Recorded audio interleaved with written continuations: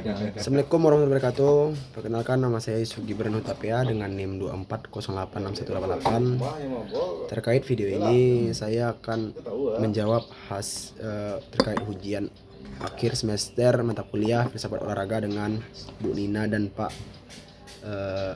Bapak yang menggantikan Bu Nina. Untuk itu, pertanyaan yang pertama, jelaskan bagaimana pendekatan dialektika kita dapat digunakan untuk memahami konflik antara orientasi prestasi dan orientasi pendidikan karakter dalam olahraga.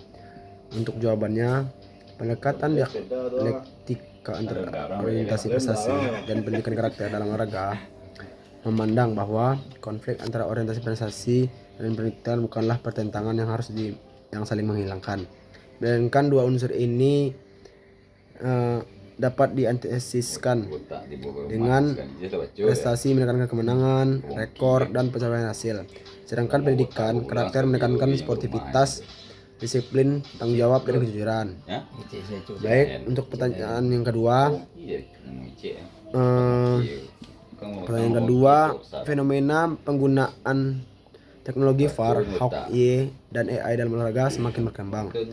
Lalu analisa fenomena tersebut menggunakan perspektif epistemologi filsafat olahraga. Untuk itu jawabannya,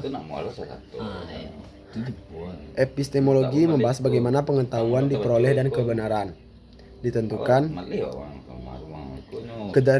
dengan kehadiran VAR, HawkEye, dan AI menunjukkan perubahan sumber pengetahuan dalam olahraga dari pengamatan manusia menuju bantuan teknologi. Secara epistemologis, teknologi memperkuat validitas keputusan tetapi tidak menghilangkan dimensi subjektif dalam olahraga dan tidak menghilangkan sportivitas dalam olahraga.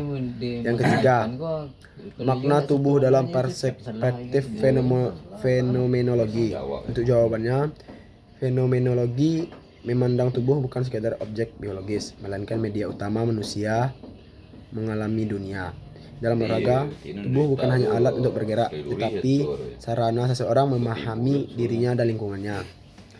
Contohnya, karena itu olahraga memiliki nilai eksistensial melalui aktivitas fisik. Manusia mengenali kemampuan, keterbatasan, dan identitas dirinya secara lebih mendalam. Oke, lanjut yang keempat. Perilaku tidak sportif ditinjau dari perspektif aksiologi. Jadi aksiologi ini membahas nilai dan moral. Perilaku tidak sportif seperti kecurangan, doping, manipulasi pertandingan, atau tindakan kasar menunjukkan bahwa nilai kemenangan ditempatkan lebih tinggi daripada kejujuran dan keadilan. Dalam perspektif aksiologi, olahraga seharusnya menjadi sarana pembentuk nilai-nilai kemanusiaan. Kemenangan yang diperoleh melalui secara tidak etis kehilangan makna moralnya. Oleh karena itu, perilaku tidak sportif merupakan penyimpangan dari hakikat olahraga karena merusak nilai keadilan, rasa hormat, dan integritas. Baik, lanjut ke nomor 5. Evaluasi pernyataan olahraga profesional lebih berorientasi pada bisnis daripada nilai kemanusiaan. Jadi pernyataan tersebut memiliki dasar yang cukup kuat. Saat ini olahraga profesional melibatkan sponsor, hak siar, kontrak iklan, dan intrusi hiburan yang bernilai sangat besar. Akibatnya aspek bisnis seringkali mendominasi. Namun menurut filsafat olahraga, bisnis seharusnya menjadi sarana untuk mendukung perkembangan olahraga, bukan tujuan utama yang menghilangkan nilai kemanusiaan.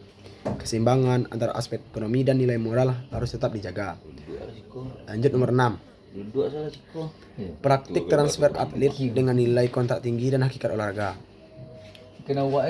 Transfer atlet bernilai tinggi dapat dipandang positif karena merupakan bentuk penghargaan terhadap kemampuan dan profesionalisme atlet. Atlet berhak memperoleh imbalan sesuai dengan kontribusinya. Namun, jika hanya atlet diperlakukan sebagai komoditas ekonomi, maka hakikat olahraga sebagai sarana pengembangan manusia menjadi terabaikan. Nilai manusia tidak boleh diukur hanya berdasarkan harga pasar. Oleh karena itu, praktik transfer masih berjalan dengan hakikat olahraga selama tetap menghormati martabat atlet sebagai manusia, bukan sekadar aset bisnis. Oke, lanjut kita ke nomor 7. Apakah olahraga kompetitif bertentangan dengan humanisme? Menurut saya, olahraga kompetitif tidak bertentangan dengan humanisme selama kompetensi dijalankan secara sehat. Jadi humanisme menekankan pengembangan potensi manusia, sedangkan kompetensi dapat menjadi sarana untuk mengembangkan kemampuan, disiplin, dan ketahanan mental. Masalah muncul ketika kompetisi berubah menjadi obsesi kemenangan yang mengabaikan nilai kemanusiaan. Dalam kondisi ribut, lawan dipandang sebagai musuh yang dihancurkan, bukan sama manusia yang harus dihormati dan empati. Dengan demikian, olahraga kompetitif dapat menjadi sarana humanistik jika tetap mengunjung sportivitas, penghormatan, dan pengembangan diri. Hanya itu, lanjut ke nomor 8. Tekanan psikologis atlet muda dalam perspektif eksistensialisme.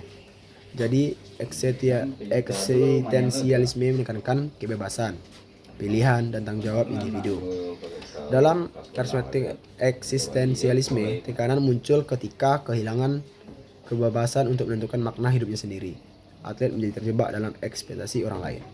Solusinya adalah membantu atlet menemukan tujuan pribadi dalam berolahraga. Prestasi harus menjadi pilihan sadar yang berasal dari diri sendiri, bukan sekadar tuntunan eksternal. Dengan demikian, atlet dapat menjalani olahraga secara autentik dan bermakna. Lanjut ke nomor 9. Model pembelajaran PJOK yang mengintegrasikan etika, karakter, dan kebebasan individu. Saya mengusulkan PJOK humanistik reflektif, yang mana tahap pertama adalah pengalaman, yaitu siswa melakukan aktivitas olahraga secara langsung. Tahap kedua, refleksi, yaitu siswa mendiskusikan nilai-nilai yang muncul seperti kerjasama, kejujuran, dan tanggung jawab. Dan ada yang ke tahap ketiga, yaitu aktualisasi, yaitu menerapkan nilai tersebut dalam kehidupan sehari-hari. Landasan filosofis model ini adalah humanisme yang menekankan pengembangan potensi manusia. Model ini tidak hanya menghasilkan siswa yang sehat secara fisik, tapi juga matang secara moral dan sosial. Baik, untuk itu kita lanjut ke 10. Manifesto singkat olahraga ideal masa depan. Menurut kajian ontologi olahraga adalah aktivitas manusia yang bertujuan mengembangkan tubuh, pikiran, dan karakter secara utuh. Menurut kajian epistemologi, pengembangan olahraga harus berbasis ilmu pengetahuan, teknologi, dan penelitian yang tetap memperhatikan kebijaksanaan manusia. Oleh karena itu, olahraga ideal Indonesia masa depan adalah olahraga yang berprestasi tinggi, berbasis ilmu pengetahuan, menjunjung tinggi etika, menghargai martabat manusia. Tujuannya bukan hanya menciptakan juara, tetapi juga membentuk manusia Indonesia yang sehat, berkarakter, dan bermoral. Penutup dari saya, Bapak, sebagai calon guru PJOK, saya meyakini bahwa olahraga bukan sekadar aktivitas fisik atau sarana meraih kemenangan. Akan tetapi, sebagai media pembentukan manusia seutuhnya. Prestasi dan karakter harus berjalan beriringan agar olahraga memberikan manfaat bagi individu dan masyarakat yang terlibat. Untuk itu, hanya itu yang dapat saya sampaikan. Jika ada kata yang salah atau maaf, ada kata-kata yang salah, mohon maaf. Saya tutup. Wabillahi taufiq wal hidayah. Wassalamualaikum warahmatullahi wabarakatuh. Jadi jawaban yang saya hasilkan ini saya cari dan saya tulis tangan dan saya lihat Bapak. Jikalau saya menjelaskan tidak sepenuhnya melihat ke kamera, saya mohon maaf. Terima kasih.